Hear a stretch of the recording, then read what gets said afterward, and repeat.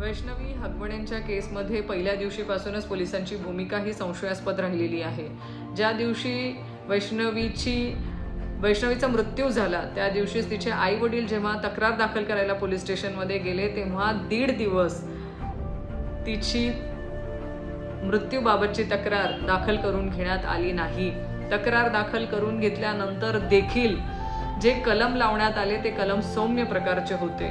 खरं वैष्णवीच्या मृत्यूच्या दिवशीच हे उघड होतं की तिच्या अंगावरती 29 ठिकाणी जखमा आहेत आणि हे प्रथम दर्शनीच्या अहवालामध्ये देखील नमूद आहे की वैष्णवीच्या अंगावरती 29 ठिकाणी जखमा आहेत आणि तिचा क्रूरपणे तिला मारहाण झालेली आहे हे तिच्या शरीरावरच्या जखमा बघताना दिसतंय।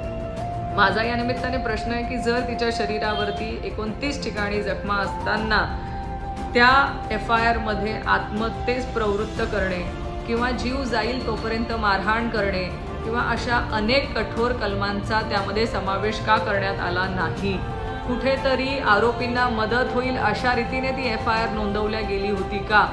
की ज्या FIRचा आज आरोपी असलेल्या लोकांना मदत होते आहे आणि त्याच FIRच्या आधारावरती आज आरोपींचे वकील हे वैष्णवीच्या चारित्र्य हननापर्यंत पोहोचलेली त्यांची मजल गेलेली आहे। कारण FIR नोंदवताना राहिलेल्या त्रुटी हे त्याचं कारण आहे।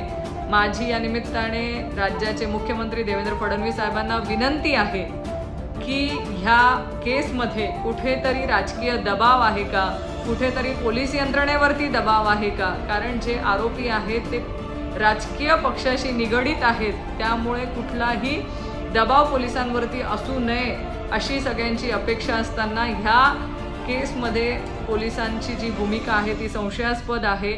माझी आपल्याला विनंती आहे की वैष्णवी हगवणेंची केस ही आपण CID कडे वर्ग करण्यात यावी।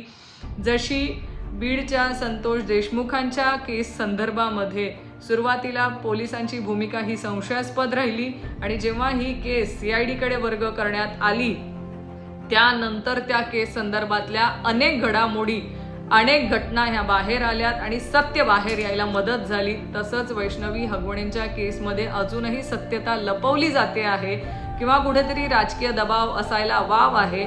माझी विनंती आहे ही केस लवकरात लवकर CID कडे वर्ग करण्यात यावी जेणेकरून वैष्णवीला न्याय मिळेल आणि या केसच्या संदर्भातले आजूबाजूचे जे सगळे पैलू आहेत ते निपक्षपाती बघितल्या जातील आणि त्याची चौकशी होईल आणि ह्या घटनेच्या मागचं सत्य हे लवकर बाहेर येईल। ही केस लवकरात लवकर CID कडे वर्ग करण्यात यावी अशी माझी विनंती आहे।